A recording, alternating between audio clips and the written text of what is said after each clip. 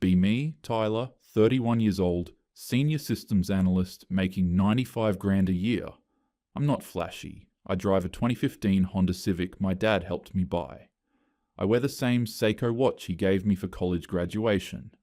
I grew up watching him work overtime to provide for us, but I also watched him and my mom be actual partners. They split everything. Bills, chores, decisions.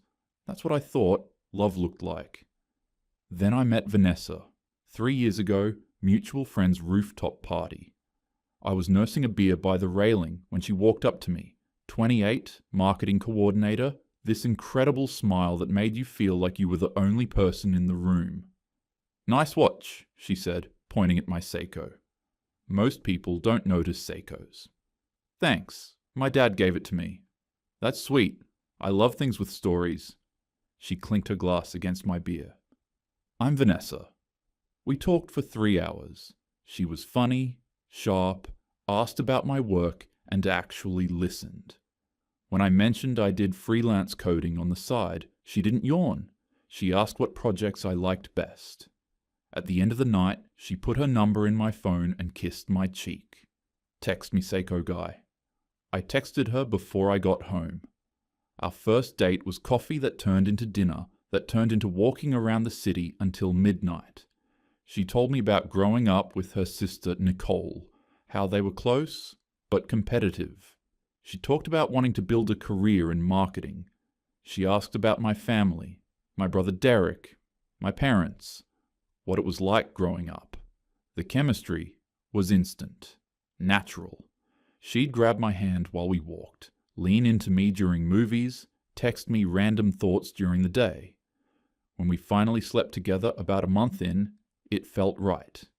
Easy. She'd pull me close in the morning. We'd stay in bed talking for hours. She made me feel wanted, not just needed. 6 months in, I was completely gone for her. When I told her I loved her, she said it back immediately. I was waiting for you to say it first. I've known for weeks. Best year of my life.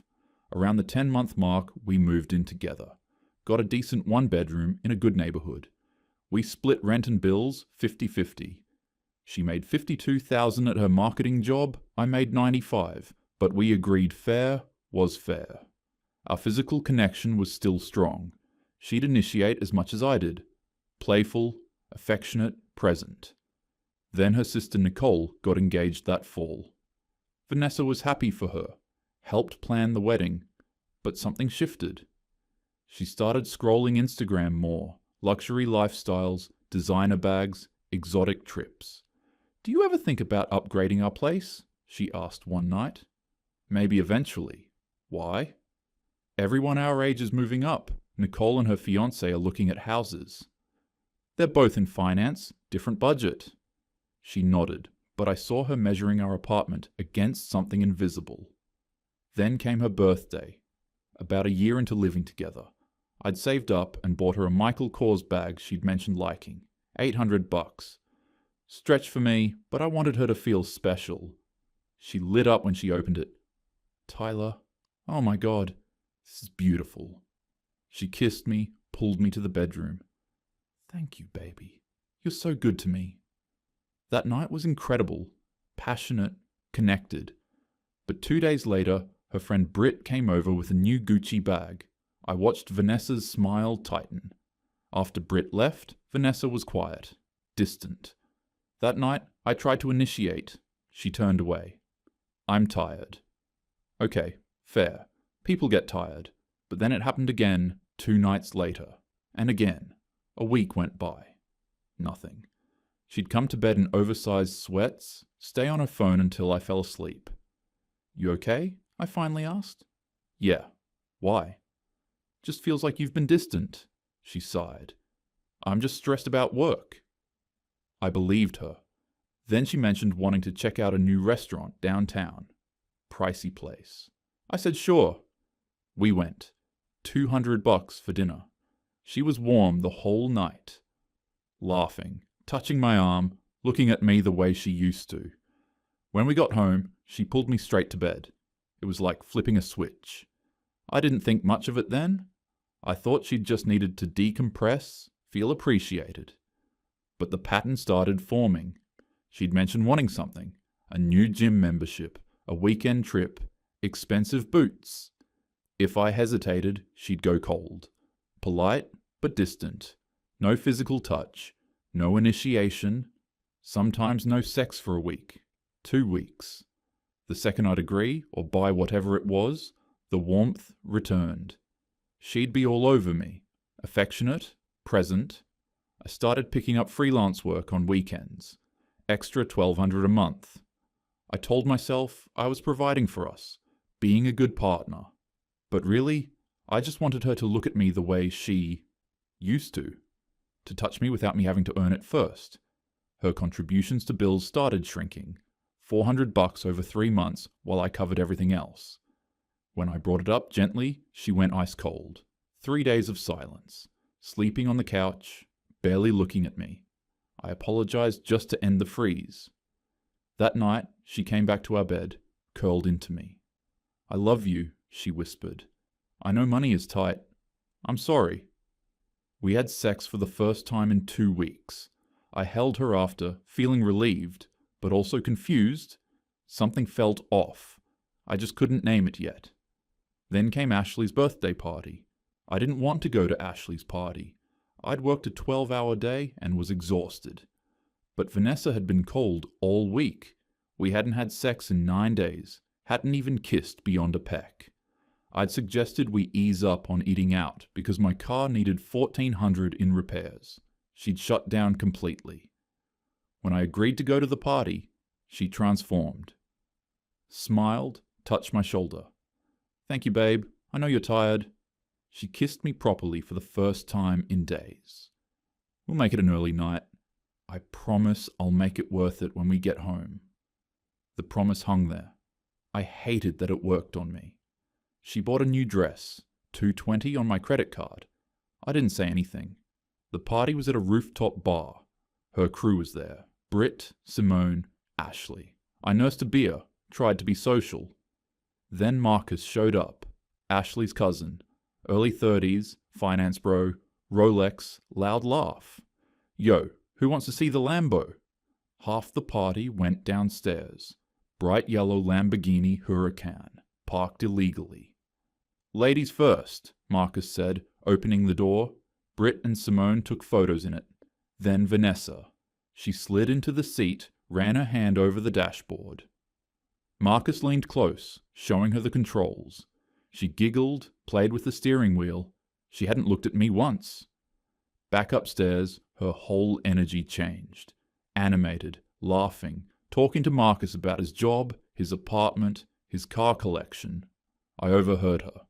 "God, I would kill for a car like that. My boyfriend drives a Honda Civic." The way she said boyfriend sounded apologetic. Marcus grinned. "Hey, we all start somewhere." In the Uber home, she scrolled Lambo listings. 250, 300 grand. "That was fun," she said. "Yeah."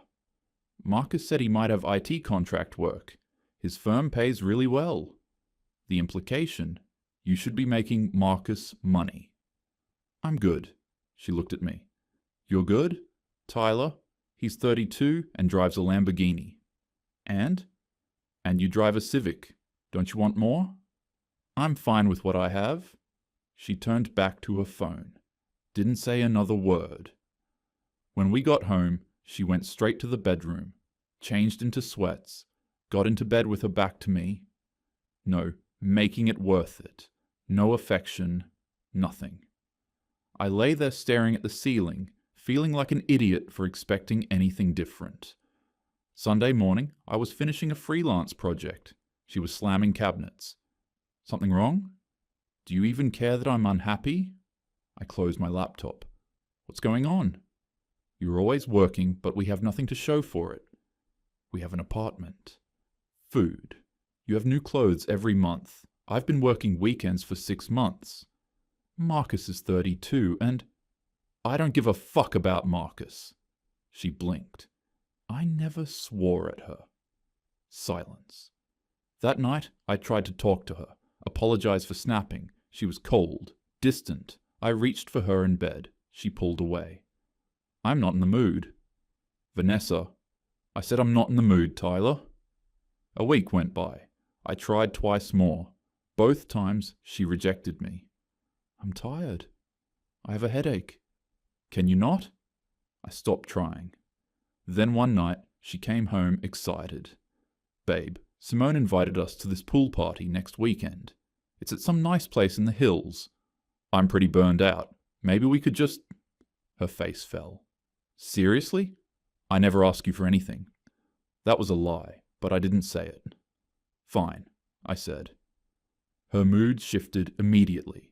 She smiled, came over, sat in my lap. Thank you. She kissed me. You know I appreciate you, right? That night, she initiated for the first time in over a week. Lying there after, I couldn't shake the feeling.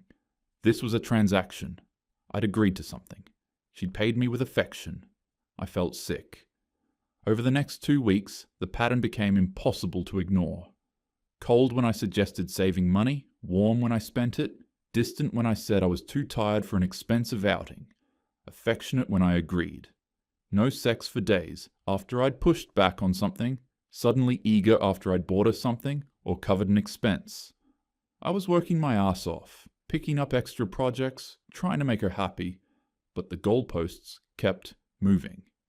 And I realized something horrible. I wasn't working hard because I loved her anymore. I was working hard because I wanted her to touch me, to look at me like she used to not feel like I was failing some test I didn't understand. Then her sister Nicole posted on Facebook. Pregnant. Lake house. Husband made VP. Vanessa texted me 3 times. Did you see Nicole's post? She's pregnant and bought a lake house. We need to talk when you get home. I was at my brother Derek's when I saw it. He saw my face. What's wrong? I told him everything. The Marcus thing. The pattern. The withholding. The way affection only came when I complied. Derek set down his beer. Dude, she's conditioning you. What? You perform, she rewards you. You don't, she punishes you. That's not a relationship. That's training. I wanted to argue. I couldn't. Derek laid out a strategy. Stop playing the game. Split finances 50-50. Stop reacting emotionally. Grey rock method. And here's the key. When she tries to use sex to manipulate you back in line, don't fall for it. That's easier said than, I know. You're human. You want your girlfriend to want you, but right now, she doesn't want you. She wants your wallet, and she's using your body against you to get it. His wife Lauren came out. Healthy partners don't weaponize intimacy. If she's only affectionate when you give her things, that's not love. That's control. Saturday morning, I opened a separate bank account, moved my paycheck, calculated our expenses, split them 50-50. I Venmo requested Vanessa $1,240. 3 hours later, what is this? Your half of this month's expenses. Are you serious right now? Yeah. I can send a breakdown. Tyler, what the fuck? When she got home, she was furious. What's going on? I stayed calm. Nothing. Just splitting things fairly. We're in a relationship. Couples don't Venmo request each other.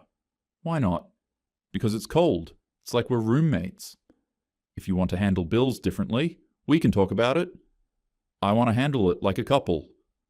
Okay. How much are you contributing? She stammered. You make more than me.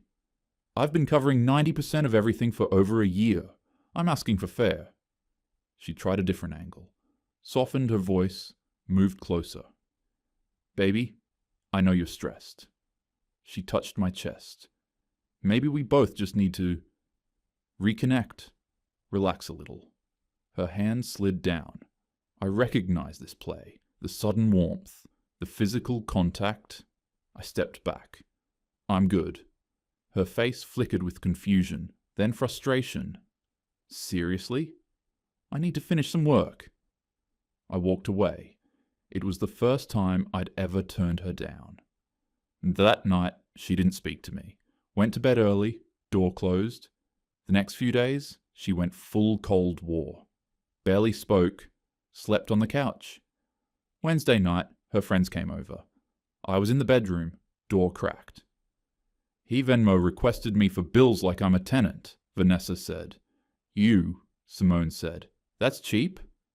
He's insecure about Marcus, Britt added.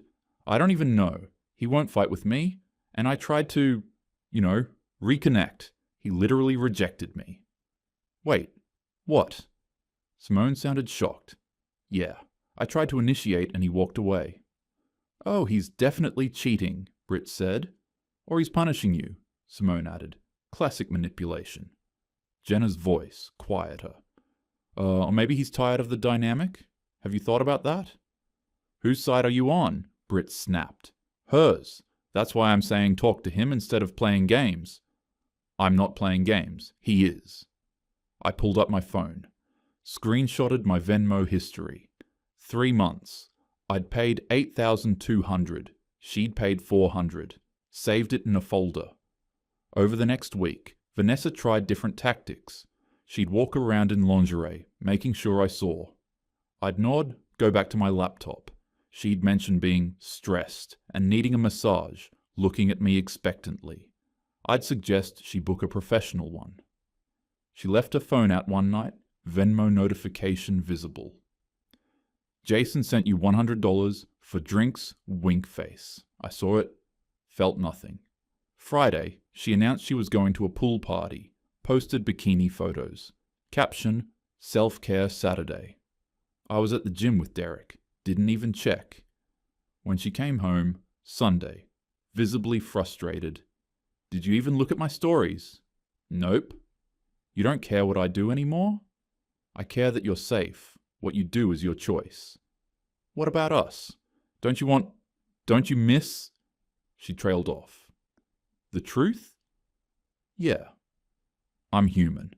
I missed the physical connection. I missed feeling wanted, but I missed the version from 2 years ago. The girl who wanted me, not what I could buy her.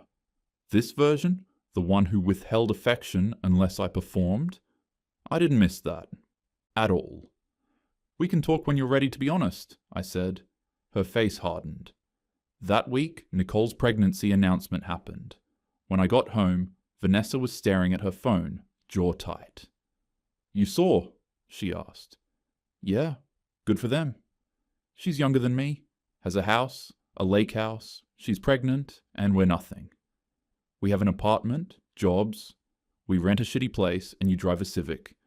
And that's not enough for you. Silence. It's never enough, I said. The bag, the dinners, the 6 months of weekends I worked, none of it. Because this isn't about us. It's about Nicole. That's not... You're competing with your sister using my paycheck. And my body, apparently. I'm done with both. Her eyes widened. My body? What's that supposed to mean? You know exactly what it means. She tried to move closer, touch my arm. Tyler, baby. I stepped back. Don't. Don't what? Don't do that. Don't touch me because you want something. I'm not falling for it anymore. Her face went from shocked to angry. You're really going to act like I'm some kind of... I'm going to act like someone who finally sees the pattern. She went to the bedroom, slammed the door. A few days later, I came home early from work. Vanessa was on the couch with Britt and Simone, wine glasses out. I went to the bedroom, door cracked. I don't get it, Vanessa was saying. Why is he treating me like a roommate all of a sudden? Because he's intimidated, Britt said immediately. You're out of his league, and he knows it. Exactly, Simone added. The second you showed interest in a guy with actual money, he got threatened. So what do I do? Make him jealous, Britt said. Post more. Go out more. Show him what he's missing. And definitely don't sleep with him, Simone added. Make him work for it. He needs to remember your value. Jenna's voice, skeptical. Or you could just ask him what's wrong? Jenna, stop, Britt said. V doesn't need to beg for communication. He needs to step up. Vanessa sighed. You're right. I deserve better than this. I closed my eyes. She was asking the wrong people. 2 weeks later, Vanessa still hadn't paid her share. I sent a reminder. Hey, your half of bills is due $1,240. 3 hours later. I don't have it. When will you? Maybe if you didn't humiliate me, I'd be motivated to pay. Let me know when you can. I screenshotted it, added to the folder. Sunday evening, she came home. She'd been gone all weekend. I was meal prepping. Chicken, rice, vegetables. Enough for one. Hey, she said. Hey. She sat at the counter, watched me chop. Can we talk? Sure. Long pause, then, Tyler, why do you treat me like a roommate? I set the knife down, wiped my hands, looked at her. You really want to know? Yes. I leaned against the counter. Because roommates have clear expectations. They split bills. They respect boundaries. They don't weaponize affection to get what they want. She opened her mouth to speak. October 15th, I continued. I suggested we save money for the car repair. You didn't touch me for 11 days. I tried to initiate 3 times. You said you were tired, stressed, not in the mood. I was actually... November 8th. I bought you those boots. $300. That night you pulled me to bed before I even finished putting them in the closet. You were all over me. Her face paled. November 11th. 3 days later. I said we should skip the expensive brunch. You went cold again. 5 days that time. You're twisting things? Am I? December 2nd. Pool party. I said I was too tired to go. You pouted, went silent. I changed my mind, said we'd go. Suddenly you were sitting in my lap, kissing me, telling me you appreciated me. We had sex that night for the first time in a week and a half. So you've been keeping score. Her voice rose. That's manipulative, Tyler. No. Keeping score would be holding it over you. I'm just finally seeing the pattern. I kept going. Roommates don't sit in other guys' Lambos and come home embarrassed by your car. They don't freeze you out for days as punishment. They don't lie to family about buying houses that don't exist. I never said we were buying. You posted about house hunting. Your mom asked mine when we close. That's a lie. She stood up, defensive. You're making me sound like some kind of monster. I'm not. I never meant to. I know you didn't mean to. That's what makes it worse. This is just who you've become. That's not fair. None of this is fair. I worked 6 months of weekends, picked up extra projects, bought you gifts, upgraded our life. And yeah, I wanted you. Physically, emotionally. But I wanted you to want me too, not just when I'd performed well enough to earn it. Tears started rolling down. Her face. So what? I'm just a bad person? Is that what you're saying? You're not a bad person. You're someone so focused on keeping up with your sister that you turned our relationship into a transaction. And I'm the currency. I love you, she whispered. I nodded slowly. Maybe, but you love what I provide more. The bills I pay, the lifestyle I fund, the image you can post, and when I don't provide enough, you withhold yourself until I do. That's not love, that's leverage. You're being cruel. I'm being honest, for the first time in months. She wiped her eyes. So what now? You're just done? I'm done being treated like an ATM with benefits. Yeah. She grabbed her keys. I need to think. Okay. You're not going to stop me? Why would I? Because you love me. Because we're supposed to fight for this. I did fight. I worked myself to exhaustion fighting. You just didn't notice because you got what you wanted anyway. She stood at the door. You'll regret this. The only thing I regret is not seeing it sooner. She left. I went back to chopping vegetables, hands steady. For the first time in months, I felt clear. Week 1, Vanessa stayed at Brit's. I went to the gym, had dinner with Derek, slept better than I had in months.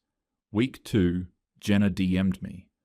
V's telling people you're abusive, that you withheld affection to control her. I was there. I know that's backwards. Just wanted you to know I don't believe it. I thanked her. She said Vanessa had been competing with Nicole for years. Week 3, Nicole called. I heard you split. I wanted to check in. Hey, thanks. I also heard she's spreading stories about you being controlling. I don't believe it. She's done this since we were kids. Competed, exaggerated, made things up. After I got engaged, she told people she was engaged too. She wasn't even dating anyone. She told me I don't understand what it's like to be second to you. I never asked to be first, Nicole sighed. I'm sorry you got caught in this. If anyone asks, I'll tell them the truth. Week 4, my mum called. Vanessa's friend told Aunt Linda you were controlling and financially abusive. I sent screenshots. Venmo history. 8,200 from me, 400 from her. The texts. Mum called back immediately. Oh, honey, you paid for everything. For over a year. I asked for fair split. That's not abuse. I'm setting everyone straight. Week 5. Britt kicked Vanessa out after a month of free rent. Week 6. She showed up at my door. Exhausted, no makeup. Can I come in? I stepped aside. I've been thinking. Maybe I was wrong about some things. I waited. But you didn't have to cut me off. You could have talked to me. I tried multiple times. You attacked me. I stated facts. What if we start over? Go to therapy. I shook my head. You don't want to start over. You want me to go back to funding everything and accepting scraps of affection in return. That's not true. It is, she cried. So you're done? I've been done. You'll regret this. I regret staying as long as I did. She went to the door, turned back. You'll never find someone who loved you like I did. You're right, because what you did wasn't love. Love doesn't come with a price tag, and it shouldn't have to be earned every single time. She left. 6 months later, smaller apartment, better work hours, paid off, 4,200 in debt. Rock climbing with Derek, better sleep, went on a few dates. One woman insisted on splitting the check. When I reached for her hand later, she didn't calculate what I'd bought her first. She just smiled and squeezed back. Vanessa tried dating Marcus. He ghosted. She moved back with her mom, lost most of her friends. Nicole stopped inviting her to family events. Sunday at Derek's, he handed me a beer. You good? I looked around. Kids laughing. Easy warmth. Yeah, really good. Proud of you. That night, I thought about who I was a year ago. Exhausted, working weekends, jumping through hoops for scraps of affection. I didn't miss her. I missed the girl from the rooftop party who wanted me before she knew what I could buy her. But I wasn't angry anymore. Just free. I fell asleep with the TV on. No anxiety. No wondering if I'd done enough to earn her touch. Just peace. For the first time in 2 years, I wasn't trying to earn love. I was just living. And that's the real win.